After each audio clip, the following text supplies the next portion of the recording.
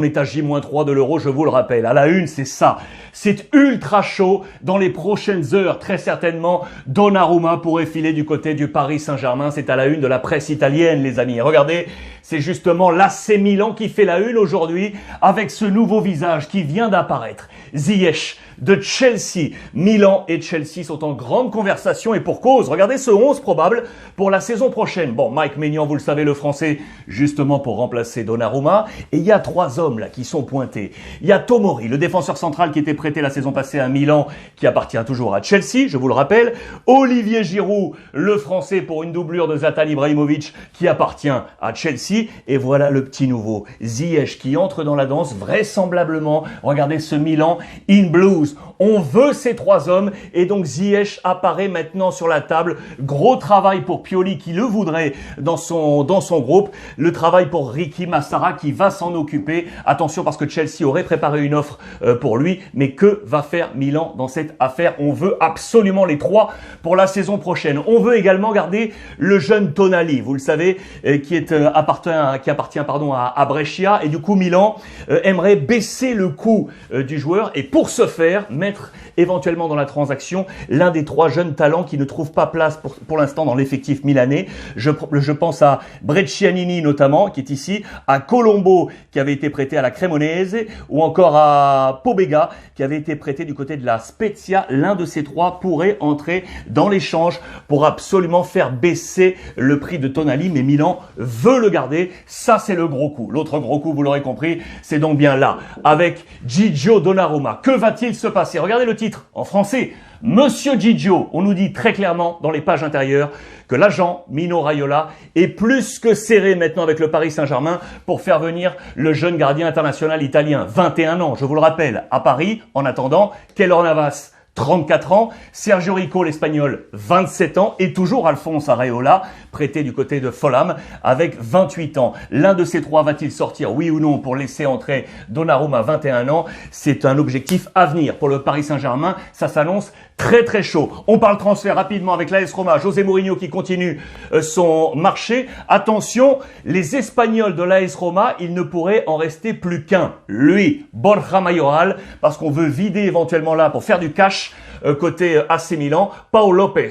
Billard, Pérez, Pedro, ces 4 hommes pourraient partir et laisser, vous le voyez, Mayoral seul parmi tous les compatriotes espagnols du côté de l'AS Roma. Que va-t-il se passer à l'Inter? Alors là, attention parce qu'on veut absolument blinder Lautaro Martinez pour ne pas qu'il parte. Vous le voyez, firmate qui, il faut les faire signer maintenant. Lui en premier, mais également lui là, Barella. On veut impérativement le garder, le blinder, bien évidemment, parce qu'il y a bon nombre d'équipes qui les surveillent de près, et notamment lui, vous allez le voir avec le FC Barcelone et l'Atlético Madrid, je vous en avais déjà parlé. Inzaghi, en attendant, le coach, l'ancien de la Lazio, aimerait bien faire venir l'un de ses anciens poussins, justement, Caicedo, le trentenaire, solide, pour être une option éventuelle à Lukaku, donner peut-être un peu d'air à l'international belge ou à Lautaro si on le garde. On l'a visé, donc Caicedo, très intéressant dans le rapport qualité-prix, le buteur de la Lazio pour l'Inter Milan. Les dossiers de la Juve avec Max Allegri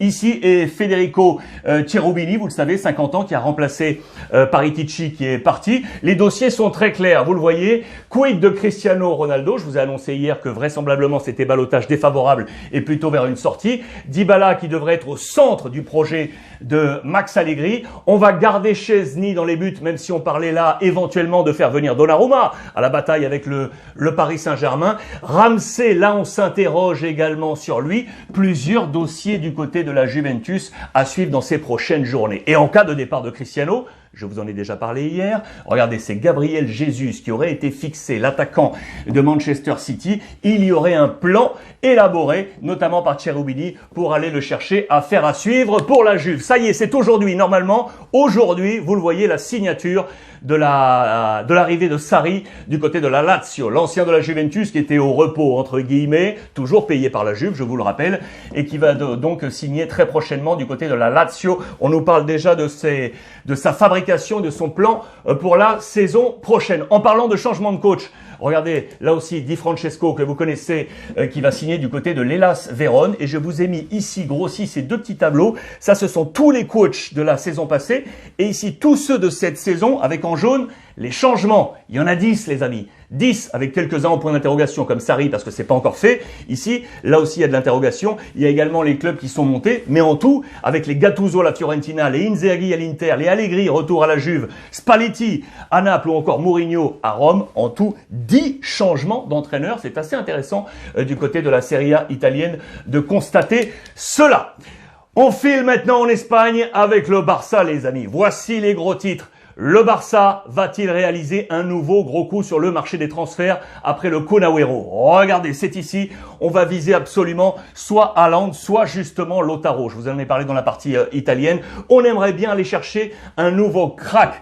En attendant, regardez Pep Guardiola qui a rendu visite à Laporta, le coach de Manchester City, qui a adoubé le fait que l'on conserve Pep Guardiola, voilà qui est joué la relation avec Manchester City, avec Kun Agüero ou encore Eric Garcia, voilà qui est intéressant entre les deux clubs. On a donc fixé un nouveau crack, Lautaro ou Haaland. Mais pour ça, il faut du cash, vous le savez. Eh bien, l'homme qui pourrait faire basculer tout ça, c'est lui là, Ousmane Dembélé, l'international français. On va compter sur l'euro comme d'une vitrine pour éventuellement le vendre, le rendre un peu plus bankable. Selon mes informations, le Barça veut vraiment aujourd'hui en faire une cash machine. Lui a retardé l'échéance, vous le savez, mais il est donc la clé éventuelle à un gros transfert du côté du FC Barcelone. Dans le même temps, lui devrait arriver tranquillement. Depay, je vous l'ai annoncé hier, l'international hollandais qui arrive comme une fusée. Il arrive lancé et pour cause. Il a marqué 4 buts en faveur des Néerlandais sur les 3 derniers matchs de la sélection, 4 sur 3. S'il réussit un gros euro, vous imaginez la force que va arriver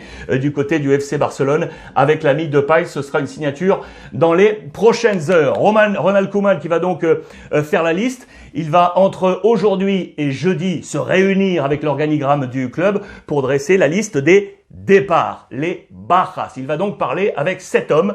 Matteo Alemann, qui est donc le nouveau directeur sportif. Jordi Cruyff, lui, est associé, je vous le rappelle.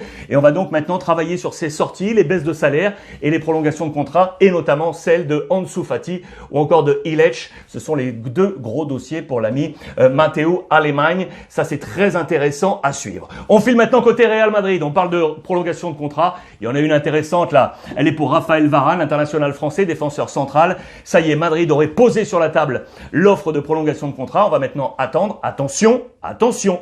Je vous rappelle que ça, c'est un feuilleton et qu'on a évoqué la possibilité de voir Raphaël Varane sortir du Real Madrid. Sachant que Sergio Ramos est également out éventuellement, il y a un homme qui attend avec impatience là l'avenir. C'est lui, Militao, qui veut absolument un ascenso. Il veut un up, il veut monter d'un cran et être un titulaire du côté du Real Madrid. Il a prouvé qu'il en était capable durant la fin de l'exercice et notamment associé avec Nacho. L'avenir de ces hommes là avec Ramos va faire que Militao va se sentir, oui ou non, impliqué dans le projet de Carlo Ancelotti. Intéressant côté Real Madrid. La résonance des déclarations de Nasser El-Khelaifi, le président du Paris Saint-Germain, je vous en ai parlé hier comme d'une bombe, où le président a dit non, le bras de fer se tient, il ne bouge pas, Kylian Mbappé ne bouge pas du Paris Saint-Germain, selon donc les dernières déclarations. Dans les colonnes de AS, aujourd'hui, on dit que le Real se résigne, vous le voyez, concernant Kylian Mbappé, et on parle d'El-Khelaifi comme le grand homme des négociations, vous le voyez ici. Très intéressant également, papier sur l'échange entre les deux clubs, qui est un poil difficile également avec l'histoire de la Super League, bien évidemment. En attendant, Carlo Ancelotti travaille donc sur cette prochaine saison. Sachez qu'en Espagne, c'est le seul championnat qu'il n'a pas remporté. Il n'a pas gagné le championnat avec le Real Madrid, la Coupe d'Europe certes. Autant il a été champion en Italie avec Milan, avec Chelsea en Angleterre, avec Paris en France ou encore avec le Bayern Munich en Allemagne, mais pas en Espagne avec le Real Madrid. Voilà donc le défi de Carlo Ancelotti. Et pour ce faire, il va compter notamment sur l'état physique de ses troupes et donc sur le retour, vous le savez, de Pintus, le sergent. C'était également une volonté du président Florentino Pérez, pas content du tout d'être trop nombreux nombreuses blessures sans accabler Greg Dupont, qui était le préparateur physique ex-équipe de France et aux côtés de Zinedine Zidane. En attendant, Pintus est le nouveau, il vient d'arriver. C'est l'homme du défi pour Carlo Ancelotti. On termine cette page mercato avec les clubs sur l'Atlético Madrid pour vous montrer plusieurs choses. Regardez les amis, ça c'est intéressant. On a dit que Saúl était la clé également bankable pour faire venir également un crack du côté de l'Atlético. On cherche un numéro 9. Si Saúl sort, on estime entre 40 et 50 millions d'euros. Pourquoi pas du côté de Manchester United.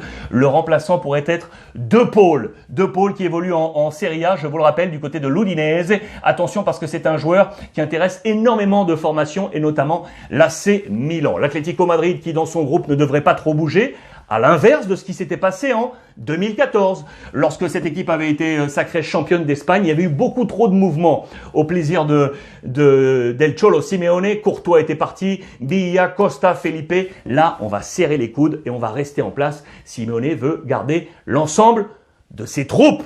Voilà qui est dit du côté du mercato et des clubs. Les amis, on passe à la page euro maintenant, la page euro ultra importante. J-3 avant le démarrage de l'Euro. J-3 et quelques jours plus tard, l'équipe de France avec aujourd'hui la dernière répétition pour les Bleus face à la Bulgarie au Stade de France avec un homme ultra important. Regardez, ça c'était en manchette du côté du Parisien aujourd'hui en France. La dernière répétition avec Kanté qui est de retour, le champion d'Europe avec Chelsea qui avait été laissé au repos, vous le savez, pour le dernier match.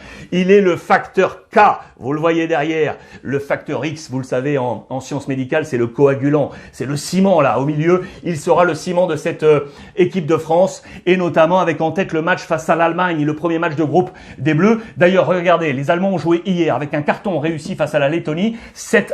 Voici le groupe qu'a porté Jogi Löw avec Neuer, Hummels, Ginter, Rüdiger remplacé par Süle, Gundogan et Kroos. À noter que Goretzka était out, absent pour l'instant, il n'était pas à 100%, le joueur du Bayern Munich.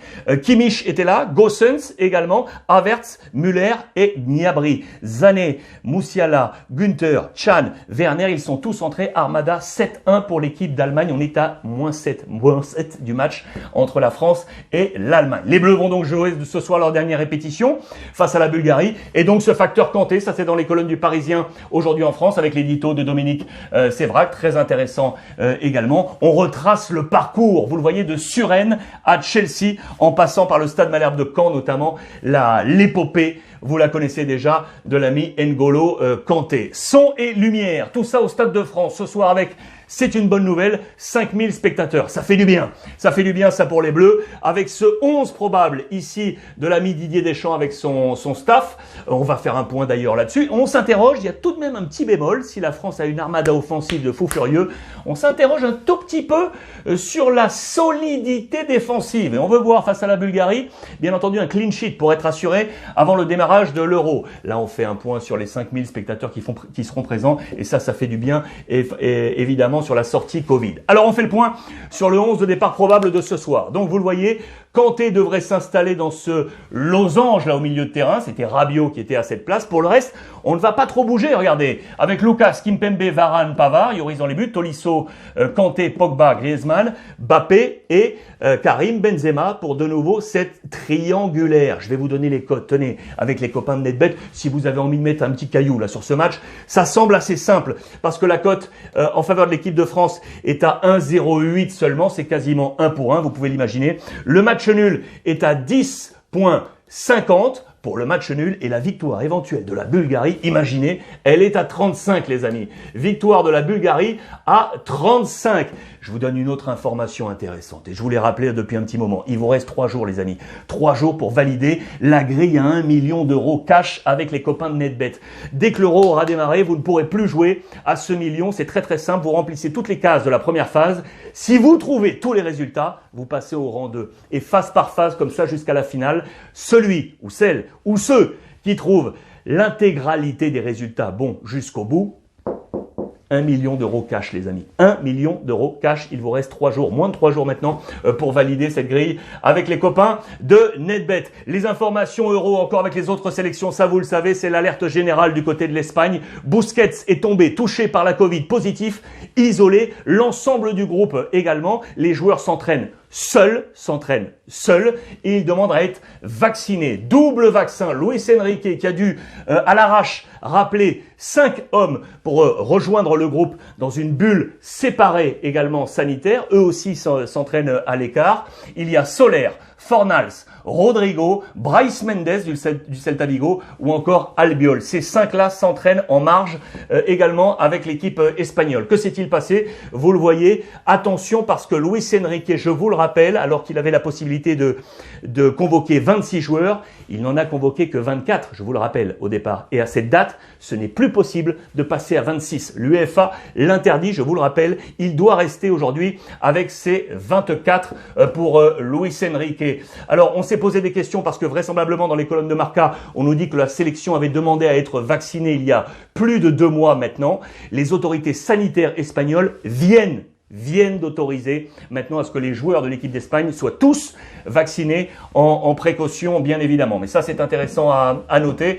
Isolement total pour cette équipe espagnole. Vous le voyez, qui va donc être vaccinée aujourd'hui. Les joueurs s'entraînent à l'écart, seuls, 1 à 1. Ça, c'est De Gea qui est ici. Et attention, parce que l'équipe d'Espagne devait jouer ce soir même. Qu'est-ce qui s'est passé du coup? L'équipe d'Espagne ne va pas pouvoir jouer, ce sont les U21 qui vont jouer. Les U21 qui vont jouer ce match dit de préparation. Mais pour qui finalement? Pour la formation de De La Fuente qui est ici, qui en moins de 12 heures a dû rappeler 20 joueurs U21 qui étaient tous partis en vacances après l'Euro U21. 20 ont été appelés, c'est eux qui vont jouer ce soir ce match, ce dernier match dit amical de préparation, mais qui va être un match en blanc, vous l'aurez compris, pour la formation espagnole, avec la possibilité pour Luis Enrique de prendre peut-être quelques jeunes dans cette config pour l'Euro en fonction des résultats et en fonction des résultats des tests PCR. Là, on nous rappelle un truc intéressant, c'est que on nous rappelle que sur les 3 dernières phases finales de grandes compétitions, que ce soit Euro ou Coupe du Monde, l'Espagne sur les 3 dernières a toujours mal démarré avec un phénomène extra-sportif. À l'Euro 2016, je ne sais pas si vous vous en souvenez, le gardien De Gea avait été pointé du doigt, accusé dans une affaire d'abus sexuels et notamment sur mineurs. Il avait été déclaré ensuite innocent, mais vous pouvez imaginer ce qui s'est passé dans sa tête. C'était juste avant le démarrage de l'Euro 2016. Ici, cette image, là, c'est Lopetegui qui fait ses bagages avant la Coupe du Monde 2018. Là aussi, vous vous en souvenez, le Real Madrid avait posté sur les réseaux sociaux le fait qu'il serait l'entraîneur du Real après la Coupe du Monde. La fédération espagnole n'avait pas du tout apprécié que cela se fasse alors que l'équipe était concentrée pour la Coupe du Monde. Le président de la Fédé avait limogé Lopetegui pour mettre Fernando Hierro. Ça, c'était avant le démarrage de la Coupe du Monde. Et puis là, avant ce démarrage de cet Euro, c'est donc Busquets, le capitaine espagnol, qui tombe, cause Covid. 3 démarrages compliqués pour la sélection espagnole. Les jeunes donc de La Fuente vont affronter la Lituanie ce soir pour ce dernier match dit de préparation de l'Espagne pour cet Euro 2020. Je voulais vous montrer ça également, très intéressant, c'est la valorisation des effectifs durant cet Euro, leur valeur marchande de ces joueurs, et on peut voir quoi? Aujourd'hui que l'équipe de France est la numéro 2, les amis, avec Kylian Mbappé qui est le joueur le plus fort dans cette valorisation. L'équipe d'Espagne, on est dans la presse espagnole, est à la 4e position derrière l'Allemagne, et c'est Marcos Llorente, le joueur le plus bankable du côté de la sélection espagnole. C'est Joshua Kimmich pour les Allemands, et en top 1, c'est l'Angleterre. L'Angleterre est la formation la plus valorisée économiquement, celle qui est la plus lourde sur le marché éventuel des transferts, et c'est Harry Kane qui est le plus lourd. En parlant des Anglais d'ailleurs, je voulais vous montrer ça, parce que là, vous le savez que dimanche prochain, pour le premier match de l'Angleterre, ce sera face à la Croatie. Je ne sais pas si vous vous souvenez de la Coupe du Monde, la demi-finale. Et oui, l'Angleterre était tombée face aux Croates. Souvenez-vous, avec un but dans la prolongation signé Mandzukic, alors que les Anglais avaient mené 1-0 avec Trippier. Eh bien, on a encore ça en tête, parce que le capitaine de l'Angleterre à ce moment-là en 2018, c'était lui, Harry Kane. Et du coup, il nous parle dans la presse anglaise d'une revanche. Il ne veut plus vivre cette Harry Payne, cette peine, ce visage au sortir de cette élimination face à la Croatie. Il ne veut plus de ça, il veut sa revanche, et c'est dimanche pour le premier match de l'Angleterre dans cet Euro face à la Croatie. Les Italiens sont-ils prêts? Pas mal de questions dans la Gazzetta dello Sport sur la force et faiblesse de l'Italie. On nous parle de cette défense avec Bonucci et Chiellini, on nous parle de la force d'Immobilier qui est devant, et on nous parle de l'objectif de cette sélection italienne. C'est affiché, les amis, objectif demi-finale, voire le titre de champion pour Roberto Mancini. Voilà qui est dit du côté de la sélection italienne. Je vous rappelle une nouvelle fois le papier de Donnarumma qui sera donc en mode vitrine pour être vendu, il l'espère, avec son agent Mino Raiola et pourquoi pas du côté du Paris Saint-Germain. Et en parlant de Paris, on prend l'état de santé de Marco Verratti qui n'est toujours pas à 100%. Mancini l'attend. Il prie tous les deux pour que Marco Verratti puisse s'inscrire dans ce plan de l'Euro. Le joueur du Paris Saint-Germain de 28 ans, c'est dans les colonnes de la Gazzetta dello Sport aujourd'hui. Zorro est arrivé du côté de la Belgique. De Bruyne, ça y est, après son opération avec le nez, vous le savez, brisé dans la finale de la Ligue des Champions face à Chelsea et l'orbite, il est de retour. Opération, l'arrivée de KDB, Kevin De Bruyne, rend le sourire à Roberto Martinez. Ça y est, l'Euro peut démarrer pour lui. Roberto Martinez content. Et dans les colonnes des dernières heures de Bruxelles, pas mal d'interrogations avec ce 11 type qui se décide. Vous voyez qu'il y a 3 postes avec des interrogations. Courtois dans les buts, c'est sûr. Denayer, Alderweireld. Tielemans, Dendoncker, très fort ici au milieu de terrain. À gauche, on s'interroge entre Vertonghen ou Vermaelen. Au milieu, Castagne à droite qui a pris la place de Thomas Meunier, l'ancien parisien. Côté gauche, vraisemblablement, très sincèrement, c'est Chadli qui est en pleine bourre, qui devrait prendre ce poste. Et à la pointe de l'attaque, Romelu Lukaku, Carrasco à gauche. Et ici à droite, les amis, c'est le petit Doku, le Rennais qui devrait prendre et qui est en train de bousculer la hiérarchie. L'ossature belge est là. Encore quelques doutes dans la tête de Roberto Martinez, mais les Belges seront favoris très certainement dans cet Euro. Je voulais terminer cette page média aujourd'hui avec cette photo. Regardez, c'était le dernier match, le match joué par l'Ukraine, c'était face aux Chypriotes. Vous voyez ici les contours là sur le maillot de l'Ukraine. Eh bien, c'est tout simplement les contours du pays ukrainien. Sauf que ici là, c'est la péninsule de la Crimée.